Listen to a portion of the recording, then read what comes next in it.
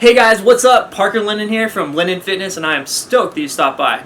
So, today we're going to talk about working out through injury. It's one of those things that we've talked about a lot on FAQ Fitness Podcast because we're extreme athletes and we wreck a lot and fall on our head.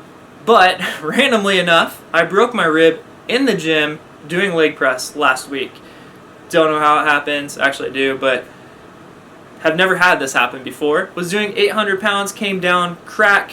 Definitely know it's a bruised or cracked or broken rib. One of those things where wouldn't recommend that you go to the doctor because they don't really do much for it. But it's potentially hazardous, and if you have an injury where you think a doctor should look at it, forewarning, you should do that. But let's say you have something similar, or maybe you've injured your shoulder or your leg. Knee problems are common, back problems are common. How can you work out around that? So the first thing that I recommend is looking to the machines. Now, usually I don't recommend machines because they're not as effective as doing compound lifts with weights or with kettlebells or whatever you do.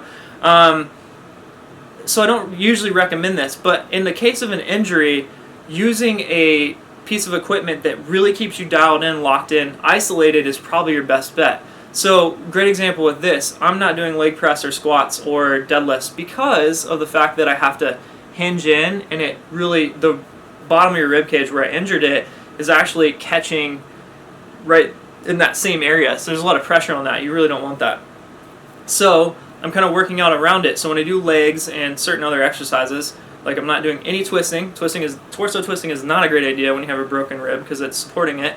I'm doing a lot of isolation machines. So like instead of doing an overhead press, you can't see my arms, but instead of doing an overhead press here, with heavy weight and really bracing with my core, which is probably not a great idea with ribs, I'm going to do that isolated. So you can use a machine for your shoulders. For legs, I'm going to do extensions that are locked in, curls that are locked in. Obviously not prone curls because you have to lay on your stomach. Can't do that. And then like even shoulders, if you think about it this way, there's a lot of tension on the rib cage here. So it's almost better to do a machine this way. There's tons of ways around it. There are tons of things you can do, but also there are things you should probably not do, right? Like I shouldn't be squatting, deadlifting, or doing the leg press that broke my rib. And it's just common sense and smart thinking, but I really hate to see people that are making great progress and like let's say they injure their shoulder, like this happens with clients all the time. They're working out on their own and they do something and it messes up their shoulder, or they sleep wrong on it, and they're like, oh, I can't work out. I'm like, yes, you can. You've got one good arm and good legs and core, and there's a lot of things that we can do with that. So just keep in mind that for some injuries, not all of them, consult your doctor definitely if you feel like it's serious. There are ways to work around it, and you can really keep making progress and good gains by working out around it using machines, using the whole gym as a toolbox, as opposed to saying, hey, this is a great excuse for me to stop training.